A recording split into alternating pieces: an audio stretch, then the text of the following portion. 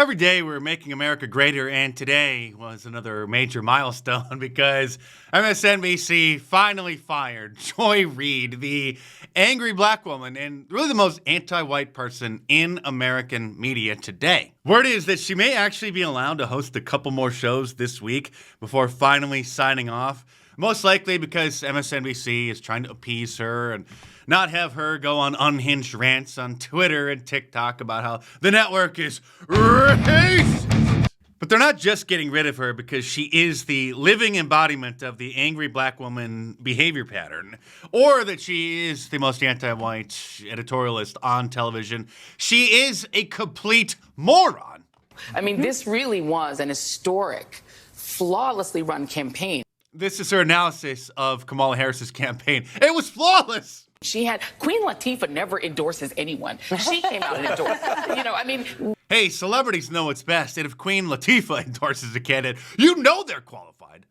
She had every prominent celebrity voice. She had the Taylor Swift, she had the Swifties, she had the Beehive. Like, you could not have run a better campaign in that short period of time. And I think that's still true. So that's what makes a successful presidential campaign in Democrats' mind, is just having loads of celebrities endorsing you, not having actual policies that the American people want, because the celebrities know what's best. This may also be MSNBC finally attempting to distance themselves from the insane Nazi, fascist, racist rhetoric that their hosts have been spewing about Donald Trump for, over 8 years now. Here she is making the final push, trying to encourage her mindless viewers to vote for Kamala. We begin our final sprint, having arrived at that point in the election season where basically we on this side of the TV screen have said all we can. We've laid out the stakes in this crucial election, where one side stands for freedom while the other meets the textbook definition of fascism. Well, of course, everything is the exact opposite, because we stand for freedom and the Marxists are the ones who are the anti-American scum. A far-right dictatorial regime like Hitler's Germany or Franco's Spain or Mussolini's Italy, but also white-ruled South Africa before Mandela and the black majority took control, or Vladimir Putin's Russia, Viktor Orban's Hungary, or Nicolas Maduro in Venezuela today, that suppresses the rights of women and minorities. The liberal mainstream media networks bear a significant portion of responsibility for the mental health crisis that is facing America. Not all of it, of course. The big tech platforms bear probably even a larger responsibility, and the breakdown of the traditional family and moral fabric of society. But it's immoral, really satanic liars like these who have duped millions of morons who,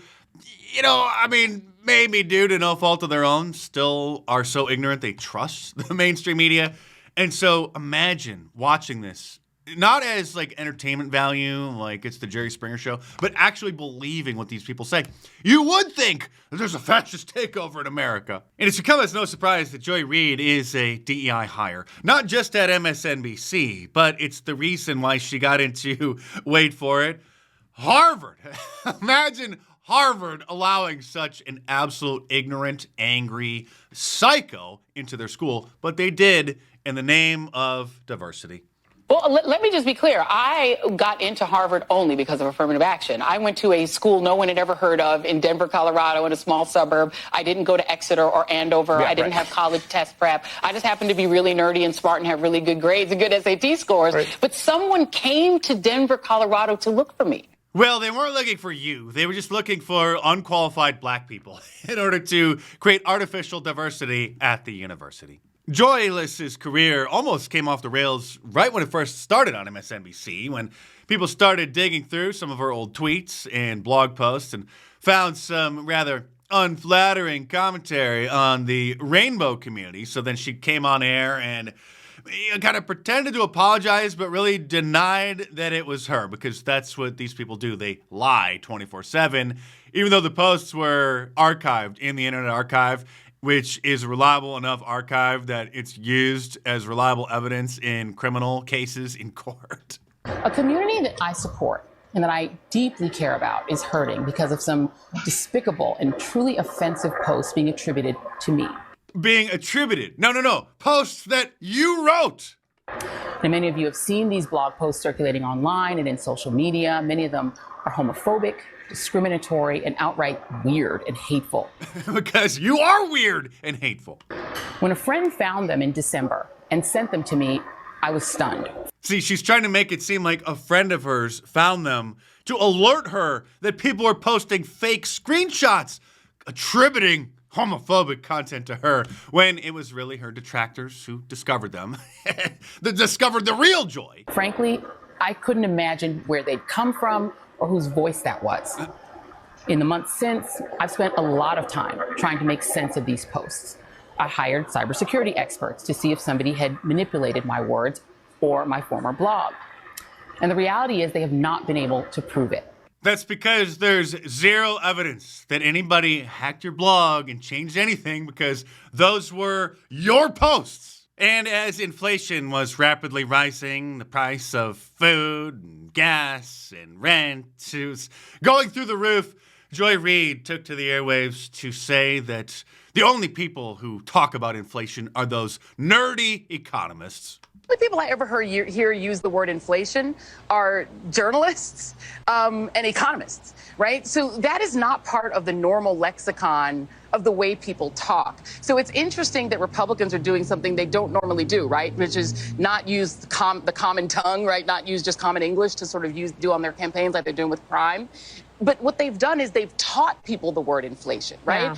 Most people who would have never used that word ever in their lives are using it now because they've been taught it, including on TV, including in newspapers. They've been taught this word, and they sort of wrap this word around whatever it is that they really want to vote, the reasons they really want to. That's how sophisticated her and her fellow elitist journalists are. They are the only ones who know about inflation and understand it, not us little peons. We've been brainwashed by Fox News to be concerned about inflation, apparently. So add Joyless to the list of primetime anchors that the brand name networks have fired in a late and desperate attempt to try to distance themselves from the insanity they have allowed to spew from their networks for really almost the last decade.